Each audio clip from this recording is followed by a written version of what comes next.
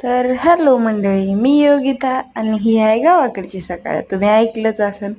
तर आता विषय कसा आहे माहिती आहे का? आपण सकाळ सकाळ बसले होते चुलीला शेकत, असं म्हणजे चुली पुढे बसले होते.